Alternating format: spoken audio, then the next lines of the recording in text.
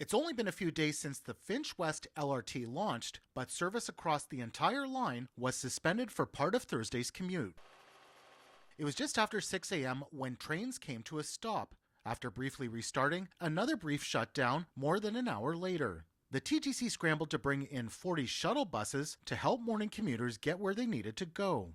In a statement, a TTC spokesperson says information they got from Metrolinx, which owns the line, is that weather caused switch issues even though workers were inspecting things the night before. It comes amid rising complaints about slow trip times across Line 6. I think we can both expect them to do better, but also accept that it's the real world. It's they're dealing with an imperfect situation. We went to City Hall to ask if the line was open too early, given the troubles. No, we followed all the right protocols. There have been no safety-related issues. We are confident that we opened it on time.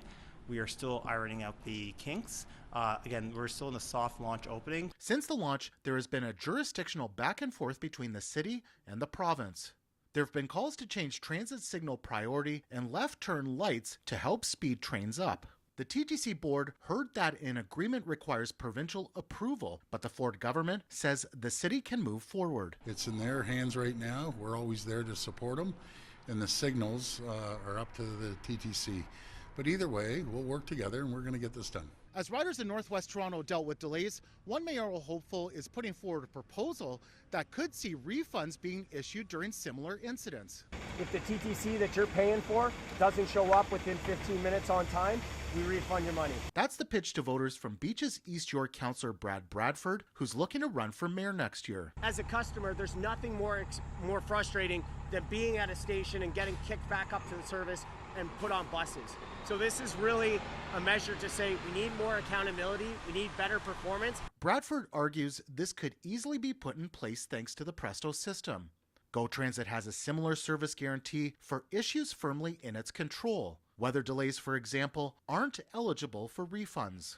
Bradford didn't have any information on how many trips fall into the 15-minute window each year, but with hundreds of millions of passenger trips annually, it's also unclear who would investigate and process the refund claims. The motion is set to go to council next week for debate.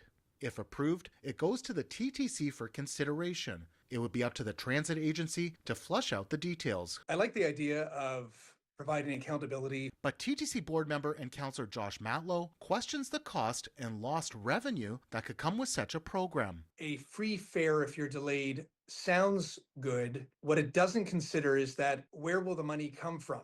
If there's no money to actually fix the system, deal with the state of good repair issues, actually invest in the infrastructure to prevent tragedies and delays in the first place, then this is just going to be a vicious cycle. In Toronto, Nick Westoll, City News.